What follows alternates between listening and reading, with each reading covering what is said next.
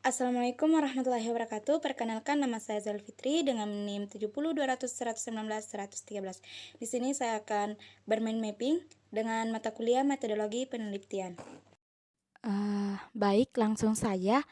Yang pertama yaitu metode penelitian. Metode penelitian adalah cara ilmiah untuk mendapatkan data dengan tujuan dan kegunaan tertentu. Cara ilmiah yaitu didasarkan pada ciri-ciri keilmuan yang rasional, empiris, dan sistematis. Rasional adalah penelitian dilakukan dengan cara-cara yang masuk akal sehingga terjangkau oleh penalaran manusia. Empiris adalah cara yang digunakan dapat diamati dengan indera manusia. Sistematis proses penelitian menggunakan langkah-langkah yang bersifat logis.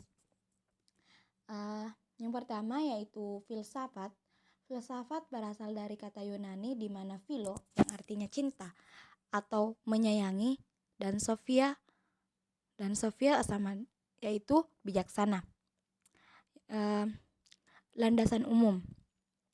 Landasan umum dapat diartikan sebagai landasan ontologis adalah tentang objek yang telah ilmu. Hal ini berarti tiap ilmu harus mempunyai objek telaah yang jelas. Dikarenakan diverifikasi ilmu terjadi atas dasar spesifikasi objek telaahnya, maka tiap disiplin ilmu mempunyai landasan ontologi yang berbeda. Yang kedua yaitu landasan epistemologi adalah cara yang digunakan untuk mengkaji atau menelaah sehingga diperoleh ilmu tersebut. Yang ketiga yaitu landasan aksiologi adalah berhubungan dengan penggunaan ilmu tersebut dalam rangka memenuhi kebutuhan manusia, yaitu penelitian.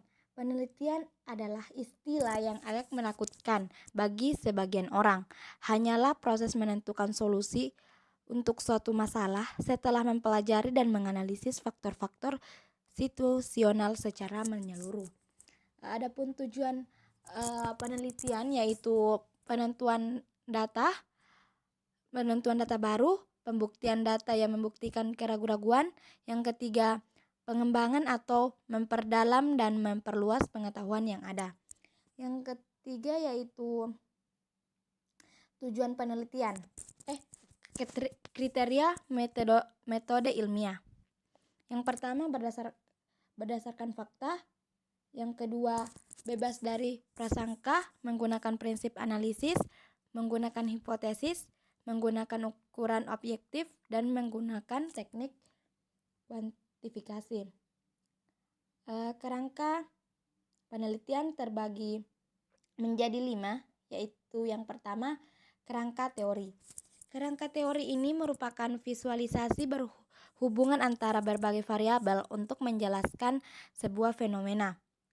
Kerangka konsep merupakan turunan dari kerangka teori yang telah disusun sebelumnya dalam telaah pustaka.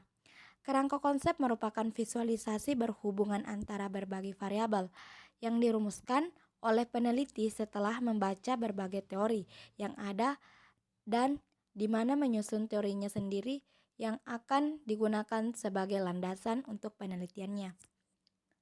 Variabel. Variabel adalah seseorang atau objek yang mempunyai variasi antara satu orang dengan yang lain atau satu objek dengan objek yang lain. Variabel independen. Variabel dependen disebut juga variabel tidak bebas, dan variabel independen disebut variabel bebas. Suatu variabel disebut dependen atau tidak bebas jika nilai atau harganya ditentukan oleh satu atau beberapa variabel lain.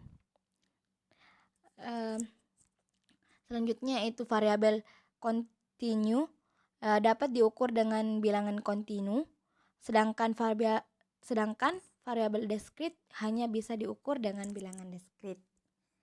Selanjutnya yaitu populasi dan sampel. Populasi terdiri atas sekumpulan objek yang menjadi pusat perhatian yang terjadi pada yang terjadi padanya, terkandung informasi yang ingin diketahui. Sedangkan populasi adalah wilayah generalisasi yang terjadi atas objek atau subjek yang mempunyai kualitas dan karakteristik tertentu yang ditetapkan oleh peneliti untuk dipelajari dan kemudian dapat ditarik kesimpulan atau sintesis. Sampel adalah sebagian dari jumlah dan karakteristik yang dimiliki oleh populasi yang secara nyata diteliti dan ditarik kesimpulan. Nah, selanjutnya yaitu metode pengumpulan data terdiri atas teknik pengumpulan data kuantitatif yang terbagi menjadi 3, yaitu wawancara, kuesioner, dan observasi. Desain penelitian kuantitatif terbagi menjadi 2, yaitu observasional dan eksperimental. Observasional terbagi menjadi 2 bagian, yaitu menjadi 2 deskriptif dan analitik. Deskriptif adalah penelitian untuk melihat gambaran fenomena yang terjadi di dalam suatu populasi tertentu, dan analitik suatu penelitian untuk mengetahui bagaimana suatu fenomena yang terjadi.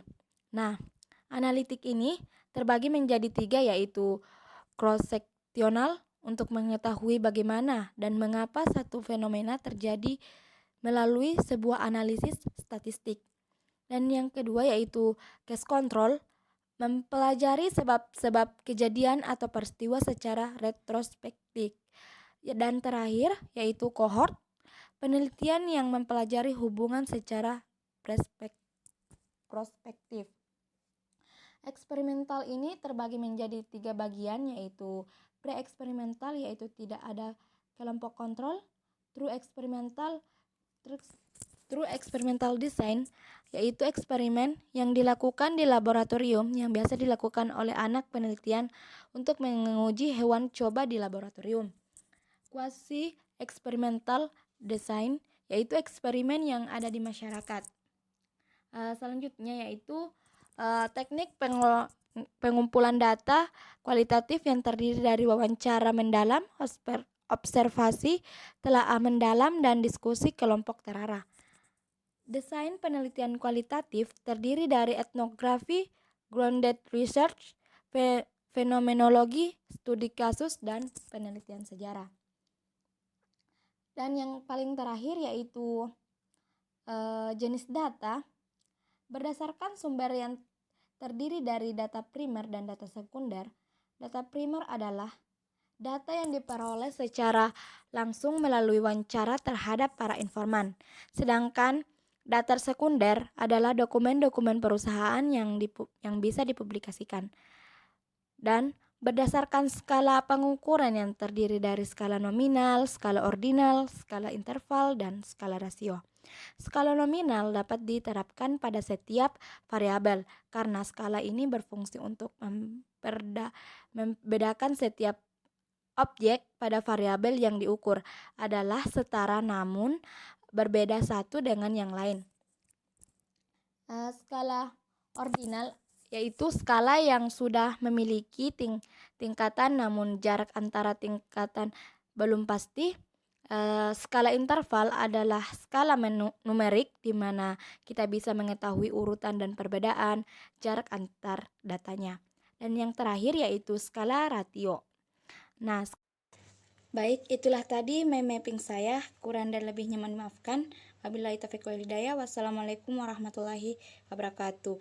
Jangan lupa like, share, dan komen. Bye-bye.